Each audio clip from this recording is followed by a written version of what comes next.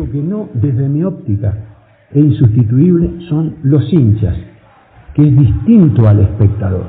El hincha es otra cosa. El fútbol es la gente. Nosotros los hinchas de Newell.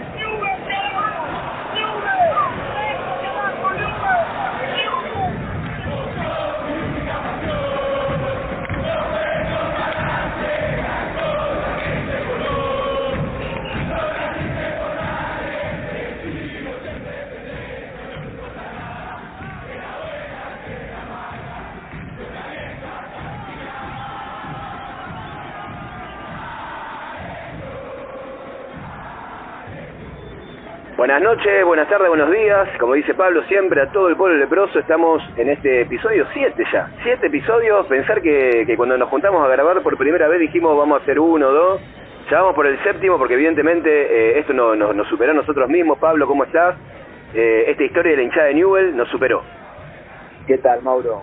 Orgulloso de poder contar parte de la historia de la hinchada, porque tampoco entra ni en 7, ni en 8, ni en 1000 episodios, ¿no? La larga historia que tenemos todos los hinchas de Newell, y entrando ya, Mauro, en el 7º, como dijiste bien, en la década del 80.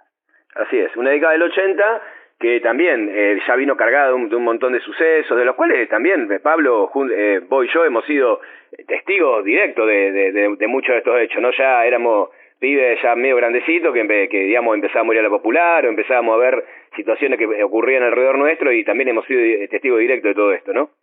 Ya empezamos a ser contemporáneos, digamos. Contemporáneos, exactamente. Algunas historias las podemos contar en primera persona. Así es. Mauro, lo cual habla que estamos viejos. Sí, así es.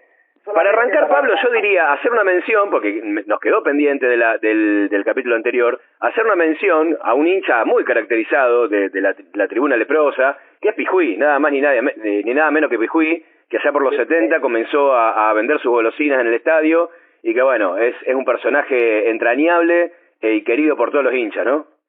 Tenemos que pedir disculpas a la audiencia, a los oyentes, a las y los oyentes, de no haberlo nombrado Pijuí en la década del 70, porque nobleza obliga. Una institución. Claro, es parte de nuestra historia vida como hincha, Pijuí. Así es. Otra persona que también, ya a fines de los 70, pero que viene a tener trascendencia en los 80 en las tribunas rojinegras, y que mucho se le va a cantar un limón, era el de la bocina viajera, Mauro. La bocina viajera, así es. No había cancha en donde Newell no saliera, el 11 titular no saliera saludado por el estruendo de esas bocinas impulsadas por los matafuegos, por la potencia de unos matafuegos que bueno, que junto con la bandera eran características de esa época, ¿no? No, y vanguardista porque recordemos que en el cotillón, que hoy parece cosa de niños y de juegos, ¿no? Pero en el cotillón, de la misma manera que Newell fue en las tribunas un vanguardista tirando las bombas de estruendo allá por la década del 60, que lo hemos contado en el episodio, no existían las bocinas viajeras o como... No sé si existirían las bocinas viajeras, seguro que no, porque yo en cancha de Newell no he escuchado nunca de otros clubes, y como decimos siempre, toda esta historia hay que entenderlas en contexto, porque uno ve cómo se organizan todas las hinchadas de fútbol hoy en día, hasta las más pequeñas, con las trompetas, con las murgas, etcétera, ¿no? Pero en aquellos años donde era todo pulmón, donde era todo creatividad, inventiva, tener una bocina viajera como la tenía Newell no la tenía cualquier club.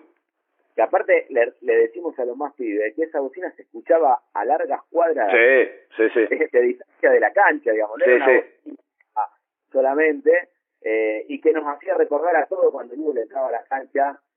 Yo recuerdo mi niñez y adolescencia después escuchando la bocina cuando Newell entraba a la cancha. Pero bueno, dejando un poco de lado lo lúdico y lo romántico, también tenemos que decir que en cuanto a y si a mí me preguntan, en cuanto a la historia de la hinchada de Newell, es una década por lejos la más subestimada en el recuerdo de la historia de la barra, porque creo que es una década bisagra en la historia de la tribuna rojinera, especialmente por cómo se dieron los acontecimientos, también por lejos de la década más violenta en en la primera, pero por lejos de la década más violenta. Pensemos que también hay una salida de todo lo que es el contexto de la dictadura, entonces mucho de lo que ocurría en ese momento se traslada a las tribunas, digamos, hay como una reconfiguración general de la sociedad, y este fenómeno de las barras bravas, que había empezado muy, muy tímidamente en los 60, que empieza a crecer en los 70, ya en los 80 como que se establece de una manera mucho más firme y mucho más arraigada en cada uno de los clubes, ¿no? No, sin duda, y había una cuestión también, como vos bien planteás, creo yo, desde el punto de vista sociológico, de libertad, que sentían... Así es. Que sentimos todos los argentinos, y a veces esa libertad era malentendida. Bueno, se vivió mucho también en el ámbito del rock, por ejemplo, toda la movida del rock nacional, y en el fútbol tuvo... De hecho, si nos ponemos a pensar, lo que empezamos a peinar cana, era muy característico de esa época de los años 80, ver muchas banderas rockeras en el estadio de fútbol, que hoy se perdió un poco eso. Hoy predomina más la referencia de los barrios, o de las peñas, las filiales, pero en aquella época había una gran referencia a lo que eran los grupos de rock. Y Newell, bueno, tiene una historia que da para hacer otro podcast sobre eso, porque en Newell, por ejemplo, tocaron Los Redondos, para poner uno de tantos ejemplos, ¿no?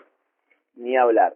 Pero bueno, en esta década, Mauro, arrancamos en el año 80, el mismo año 80 que arranca la década, como no podía ser de otra manera, con una movilización impresionante a la cancha de River, donde nuevamente, lo venimos diciendo, hasta finales de los 80, desde lo deportivo íbamos de frustración en frustración, porque llegábamos casi hasta arañar alguna gloria, algún título, y salvo en el 74 siempre quedamos en el camino, digamos, en cuanto a lo deportivo, no obstante lo cual la gente seguía fielmente al equipo. Nosotros vamos a mostrar mientras ustedes están mientras nosotros conversamos, como ustedes saben, siempre vamos pasando en el canal de YouTube las imágenes y fotos que tenemos. Realmente es impresionante el acompañamiento de la gente y el recibimiento que a la altura de una final de mundial de fútbol, ¿no? La suelta de papelitos y cintas que recibió ese día al equipo en el Monumental. Y la multitud copando la tercer bandeja completa, que tampoco era muy común en la cancha de River. Pero bueno, ya para esa época empezamos a tener, nosotros ya habíamos comentado en el episodio anterior, que la barra, que ya iba a ser la más barra conformada y consolidada, más contemporánea, había empezado a reordenar a finales de los 70, y ya para principios de los 80 empezamos a tener nombres propios, empezamos a tener movilizaciones ya más organizadas por esa barra, que si bien hasta ese momento no era liderada por ninguna persona en primera persona, valga la redundancia, sí era por un grupo. Este grupo, muchos de esos grupos se juntaban en el Club La Unión, y nosotros vamos a transmitir algunos pensamientos, algunos testimonios, Mauro, de esos barras de esa época, ¿no? Ya habíamos nombrado a Gata, a Cohen hijo estamos hablando, porque también estaba el padre, sí. A Loco de Messi, a Bombo, al Preso, bueno. Algunos de esos testimonios nos vienen contando y nos dicen lo siguiente, Mauro. Dice, para el campeonato del 80, cuando estaba Cuilla, ya volvimos atrás del arco. Los Bellota, hijos del viejo Bellota de los años 60, y el Loco Casio, fueron quienes llevaron los primeros tirantes. La bandera larga en la tribuna del Palomar. Claro, recordemos que anteriormente a eso existían las banderas largas, pero eran banderas que se mostraban en determinado momento del partido. Ya lo que está relatando Pablo tiene que ver con estas banderas que se cuelgan directamente desde los alambrados y los paravalanchas y se empieza a orquestar, digamos, ese sector de donde surge el aliento más constante en la tribuna, ¿no? Que recordemos que habíamos dicho que como se estaba reformando el estadio, en algún momento a finales de los 70, esa barra incipiente iba a la unión de las dos plateas. Así es. Entonces, por eso hace referencia de que ya para el 80 ya estaban atrás del arco y con qué iban, ¿no? Y dice, los pibes viajamos por la nuestra en tren, todos colados, solo teníamos para las entradas, ni comida ni nada. Íbamos nosotros por la nuestra, 1000 aventuras, 1000 peleas arriba del tren, todas por la nuestra, ni un peso nos daban ni pedíamos. Continúa diciéndome las varias personas, ¿no? Las cosas se ponían picantes, íbamos a todas las canchas. Olvídate de custodia policial. Aparte te digo posta, nosotros nunca fuimos tocapitos, nunca. Fíjate nuestra historia, siempre caminamos por la nuestra, a diferencia de otros que tenían a los propios pitos arriba de los paravalanchas. Bueno, esto también, Pablo, no solamente en esta década, sino que en décadas posteriores, incluso hay fotos del gráfico mostrando a altos jefes policiales colgado de los paravalanchas de la barra del otro club de la ciudad, y esto es paradigmático, me parece que ejemplifica a las claras cómo se orquestó la movida tribunera en cada club, ¿no? No, sin duda, y aparte, volvemos a decir, sin dos situaciones, sin el apoyo político-policial y sin el apoyo dirigencial del propio club, esto lo habíamos hablado. Claro. En este grupo se pueden destacar, vamos a dejar, obviamente, vamos a ser muy justos, seguramente con un montón de hoy no ya tan pibes, ¿no? Pero de aquella época, ¿no? A los ya nombrados antes, como Clemente, Jesús Mugueta, Raca, Cohen, Bombo. Podemos agregar al Flaco Hormiga, al Loco Bajafuerte, a Luisito Baroni, al Ganso Nitti, al Tor Jacón, Chanchao, Chatapa, Rosario, Simón, bueno, el peso que le hemos nombrado, al Pachino, los pibes de Galve, los pibes de La Lata, Rolando, Papa, Ratón, Machado, la gente de Galve, los Machados de Galve, sí. El Loco Luis, el Topi, el Guaso, el Pulga Basualdo, la Chancha Basualdo, que recién lo nombré, bueno, toda gente que ellos mismos me refieren como gente que iban, reitero, a todos lados solo, por amor a los colores, obviamente, que no tenían ningún tipo de apoyo, y que empezaron a seguir a Newell's por todas las canchas. O sea, era conmovedor la manera donde se iban por la propia, por decirlo de alguna manera. Y además, digo, para los más chicos, Pablo, grafiquemos un poco la situación, porque hoy en día, bueno, hoy no hay visitantes, pero a lo mejor cuando hay un partido de Copa Argentina o existe la posibilidad de viajar, se arman como operativos muy controlados, con la policía indicando los accesos, los peajes, etcétera, etcétera. En aquel momento era llegar a la cancha, ver por dónde se entraba y a veces entrar, si conseguía la entrada, se conseguía la entrada, y si no, entrar de arrebato y bueno. Les aclaro a las generaciones nuevas, ¿no? Que en esto, que primero volvemos a decir lo que decimos siempre, nosotros estamos en contra de cualquier tipo de generación de violencia y de cualquier apología de la violencia, ¿no? Pero lo nuestro es descriptivo, no es valorativo lo que estamos haciendo con este podcast, pero si ustedes, esto lo digo a título personal, ustedes preguntan cuándo era más complicado ir a una cancha de fútbol si antes ahora, yo creo que 1.000.000 de veces antes. Totalmente. No existía la custodia policial, no existían las divisiones de tribuna, no existía nada, o sea... Nada. Es más, muchos estadios, y ahora lo vamos a contar cuando lleguemos al momento, muchos estadios tenían conexiones internas, los pasillos internos del estadio permitían que una barra fuera a buscar a la otra adentro mismo del estadio y se coparan las tribunas. Y déjame que me acordé de una cosa, Pablo, en relación a la no banca de la dirigencia respecto de la barra. A mí me ha pasado, yo era chico en esa época, pero a mí me ha pasado en aquel momento, no sé si vos recordás, los socios pagábamos una entrada también, se pagaba la cuota social y se pagaba un impuesto de socio. Sacábamos la entrada y a mí más de una vez me ha pasado que venía la barra y como la barra no tenía entrada, no tenía cómo acceder, entraban de arrebato y me ha pasado a mí más de una vez tener que saltar los molinetes de la cancha con la entrada en la mano porque venía la barra y se nos venía encima y había que entrar de una manera u otra. Es decir, fíjate hasta qué punto era de alguna manera corrida a un costado de la barra en cuanto a lo institucional, que no podían ni siquiera entrar con entrada o con carnet como hacían otras hinchadas, ¿no? No, sin duda. Y de esta manera que viajaban, Mauro, ya tenemos el primer reitero, podemos decir, nosotros estamos absolutamente en contra de cualquier hecho de violencia generado o que se genere ni cualquier tipo de apología, pero como dijimos recién, los años 70 fueron muy violentos en todo sentido, como recién contábamos algunos hechos.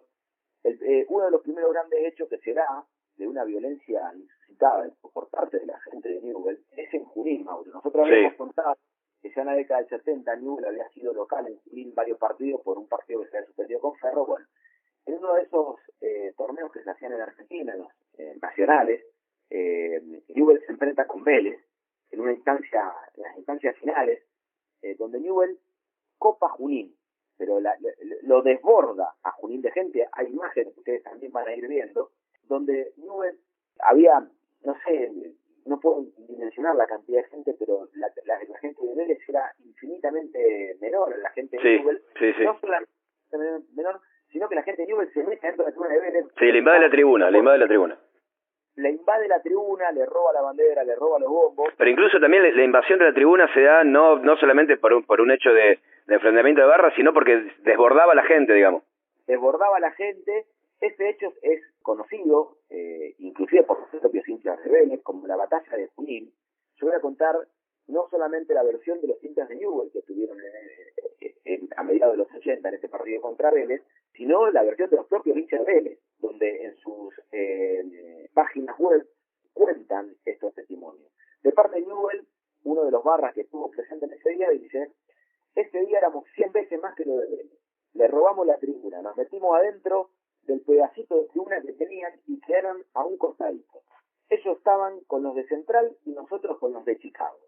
Perdimos en el último minuto. Terrible el quilombo que se armó. Cobraron como locos. De parte de la gente de Vélez, el clima era absolutamente hostil. Los ruidos de disparo y piedrazos se escuchaban por todos lados. Si la metemos acá se pudre todo, le dije yo a mi amigo. Y la metimos. La salida fue traumática. Los autos que en ese entonces identificaban la procedencia por una letra en su chapa patente tenían parabrisas y carrocería destruidas. Porque en esa época, recordemos también, claro, que las patentes tenían una letra delante que decían, denunciaban, por decirlo de alguna manera, ¿de qué provincia venía? ¿De dónde venía cada La C era Capital Federal, la S era de Santa Fe, la X era de Córdoba. Exactamente. Entonces, todos los autos que tenían la C los rompieron todos. Eso contado por los propios hinchas de Vélez, no, sí. No lo estamos contando nosotros, Mauro. Bueno, por esa misma época, en estos códigos que también había antes, ¿no? Donde, si bien la situación era muy violenta y era peligrosa, por otro lado, también había una suerte más de códigos que ahora, digamos, que hoy ya creo yo que los códigos se han roto por donde lo miren. Sí. Un partido que los que peinan cana como nosotros se van a acordar, se cruza la tribuna en Rosario, el Gordo Bombo, y se va a pelear, esto sería insólito, ¿no? Un mano a mano con el jefe de la barra de Racing, Mauro. Cacho Ciudadela, sí. Un histórico de la Guardia Imperial, y se plantan ahí mano a mano, no se mete nadie aparte. No se mete nadie, todo el partido, o sea, todo el estadio viendo cómo se peleaban. Un característica hincha de Newell como Bombo con el jefe de la barra de Racing, que era Cacho Ciudadela. En esa época, volvemos a decir, ya vamos a contar unos años más adelante, que la barra de Newell todavía no tenía jefe, digamos, era una barra organizada, que iban a todos lados, pero no había un referente. Más anárquica era, sí. Más anárquica. En cambio, otras hinchadas ya tenían algún que otro, caso del abuelo en Boca, que, hagamos un paréntesis, la mala lengua cuentan también, unos años antes, que el abuelo, cuando consigue ser coronado como jefe de la barra de Boca, lo hace en Rosario, con ayuda de algunos barras de Newell. Sí, en un partido contra nuestro clásico rival. Exactamente, y en la estación de tren se produce ese hecho. De hecho, lo que sí es cierto, y de hecho nosotros no podemos dar fe de esto, Mauro, porque tenemos una edad, hasta la final con Boca, en el 90, las barras de Newell y Boca tenían cierta amistad. Había una buena relación. No una amistad como a lo mejor la que hubo con Independiente, o Platense, o Chicago, pero había una buena relación, había una relación de respeto. Sí.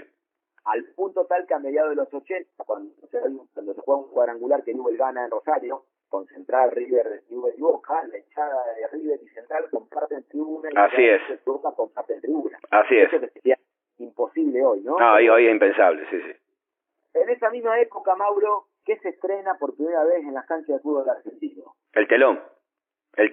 Pensemos también, sigamos poniendo contexto, ¿no? Pensemos que en esa época Maradona en el Napoli, la liga italiana era como la liga más importante del mundo en esos años, y una de las modas que se incorpora con el furor de la liga italiana es la de las banderas tipo telón, ¿no? Las que cubrían o toda la tribuna o gran parte de la tribuna. Bueno, Newell, como una vez más, fue pionero en eso.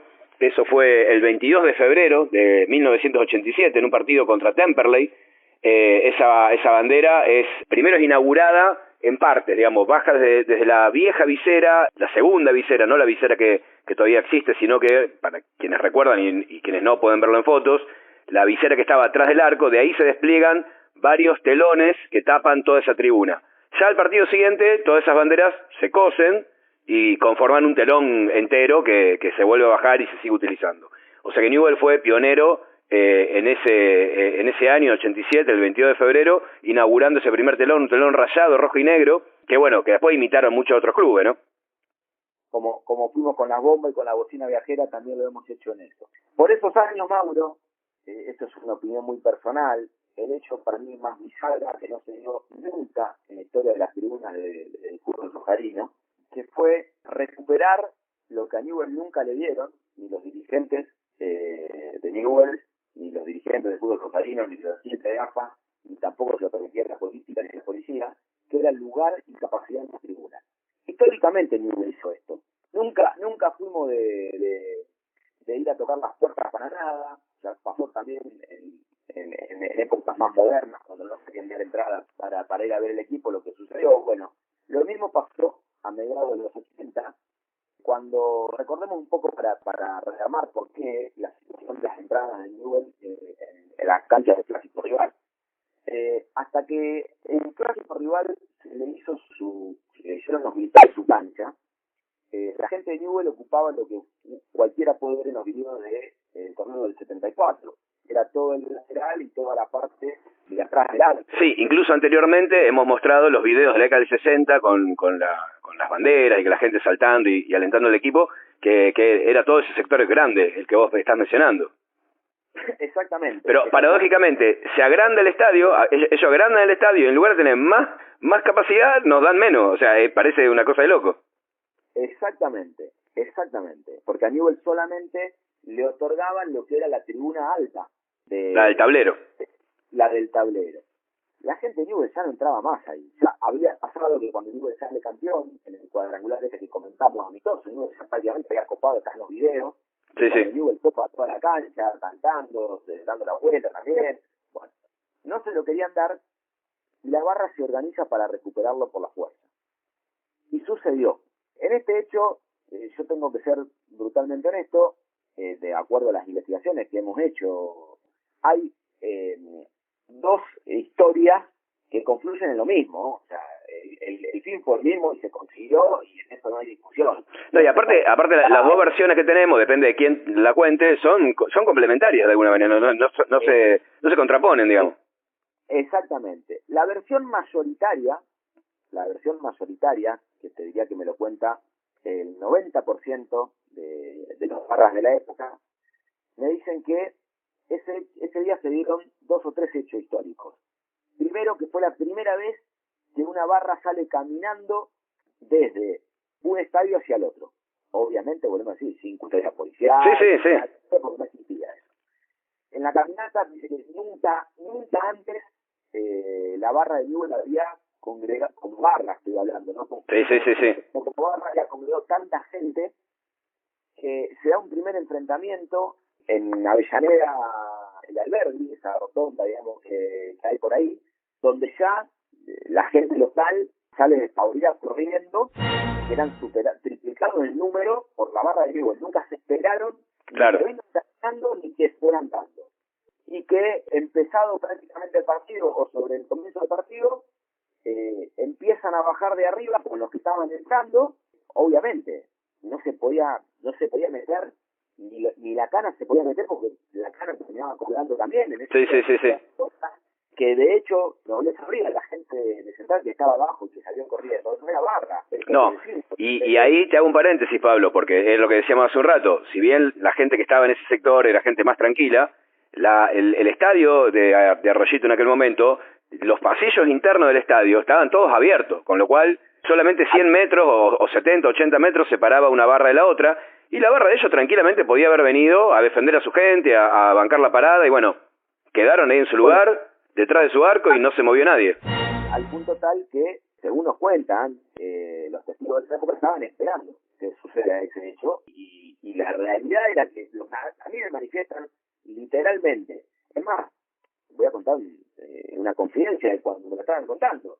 Cuando llegan, los que van encabezando, esto era, porque reitero, no es que hay que mirar todo en perspectiva.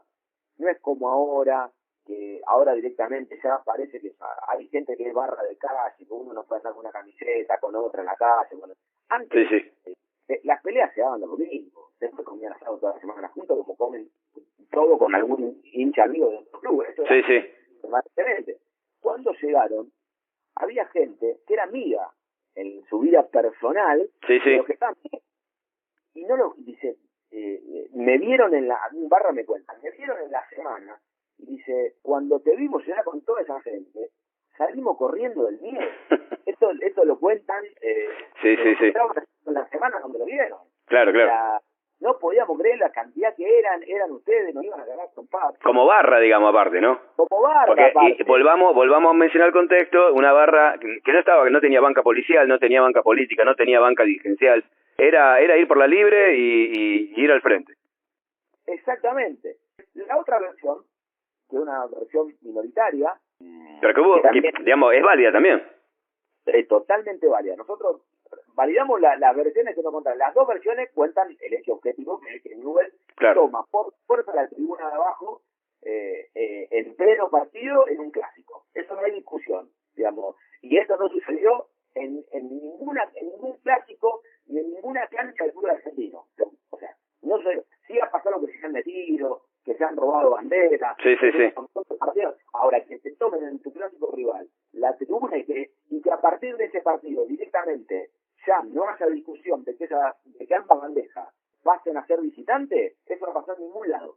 Así es. No ocurrió nunca. Esto es objetivo, no es un relato, esto es un hecho. Bueno, la otra versión es que hubo un barra, por decirlo de alguna manera, financista, por decirlo, para hablar en términos económicos, que bancó cerca de 300 entradas, que las pagó de su bolsillo las 300 entradas, que lo juntó en un club, que si mal no recuerdo también era el Club La Unión.